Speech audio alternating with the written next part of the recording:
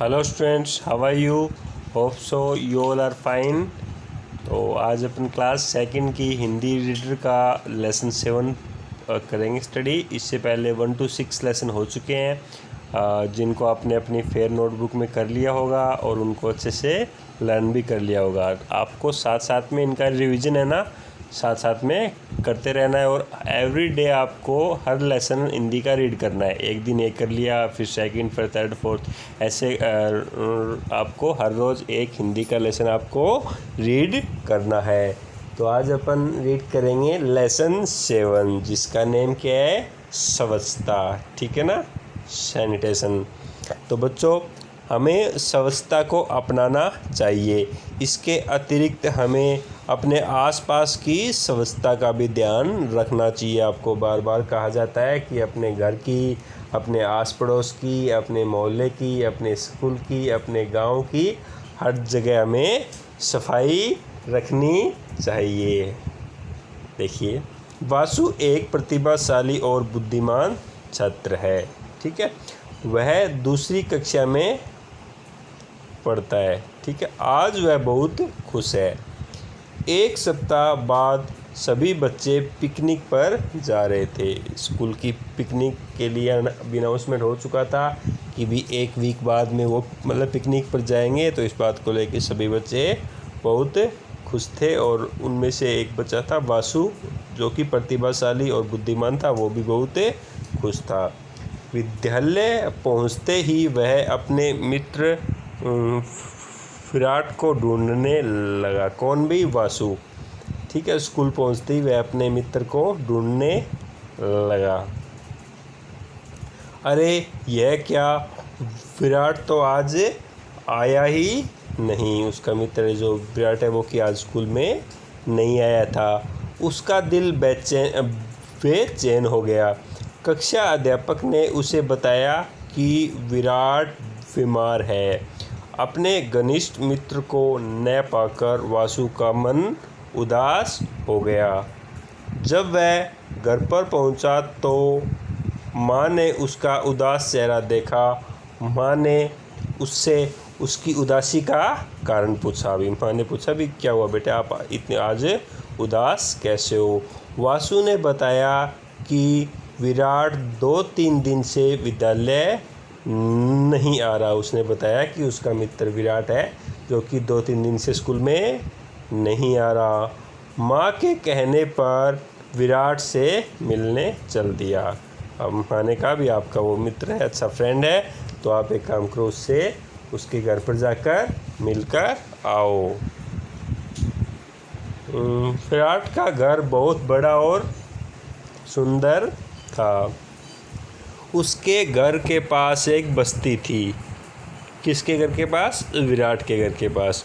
अब बस्ती के लोगों ने सड़क के किनारे बहुत गंदगी फैला रखी थी। ठीक है, सड़क में जगह जगह गड्ढे।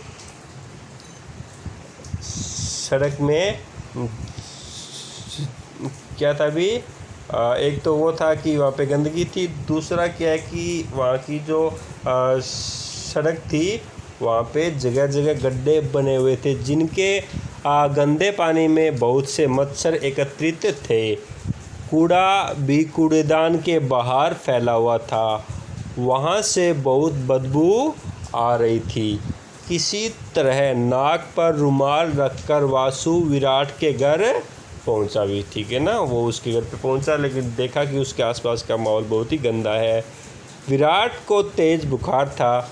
वह काफ़ी कमज़ोर भी हो चुका था। उसकी माँ ने बताया कि उसे डेंगू बुखार है। उसे क्या भी? डेंगू है। गंदी बस्ती के मच्छरों के कारण आसपास के घरों में बीमारी फैल रही है। ये जो बीमारी है किसकी वजह से फैलती है? एक मच्छर है पर्टिकुलर, जिसका नेम क्या है? ये जो डेंगू बीमारी है वो एक मच्छर की वजह से फैलती है। ठीक है, और वो कहाँ होता है? वो मच्छर गंदगी में होता है। सॉरी,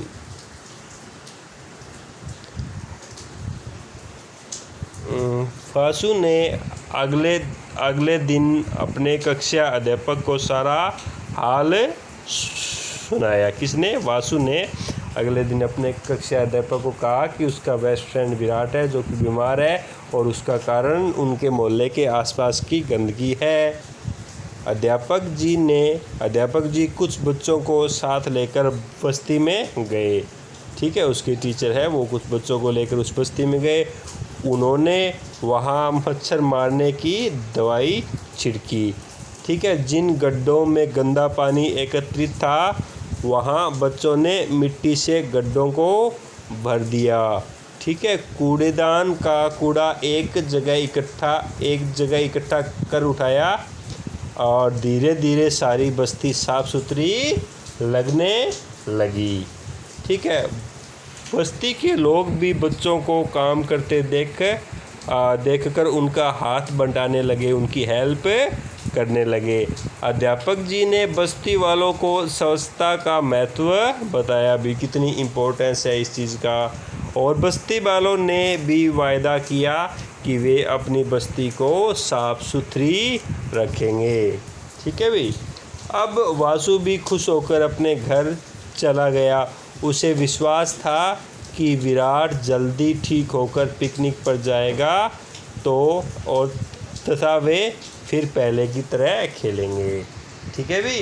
तो ये स्टोरी थी। इससे आपको क्या मॉरल मिलता है? आपको भी यही मॉरल मिलता है। आपको अपने आसपास की, अपने घर की, मोहल्ले की, गांव की, जहां भी आप कोई भी सार्वजनिक स्थान हो, कहीं भी मान लो आप गंदगी देखो तो अपने बेस पे जितना हो सके वो उसको साफ़ करना चाहिए।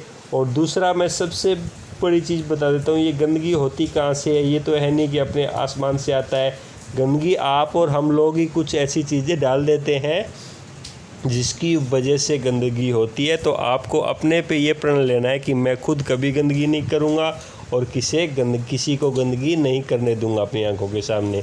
ठीक है, तो आपके आसपास में कोई हो तो आप उसको समझाओ कि गंदगी नहीं करनी है और आप खुद को भी गंदगी नहीं करनी है। जो भी चीज़ें हो, जो भी रबिश हो, वो सीधा कहाँ डालोगे आप? कचरा है वो कचरा पात्र में, डस्टबिन में ही डालोगे। आजकल हर जगह अपने घर में या जो भी सार्वजनिक स्थान होते हैं हर जगह कचरा पात्र होता है, तो वहीं अपने को कचरा डालना है। तो आप खुद अपने आसपास का माहौल साफ़ रखोगे, अपने आसपास की जगह साफ़ रखोगे तो हर जगह अपने आप स्वच्छता हो जाएगी।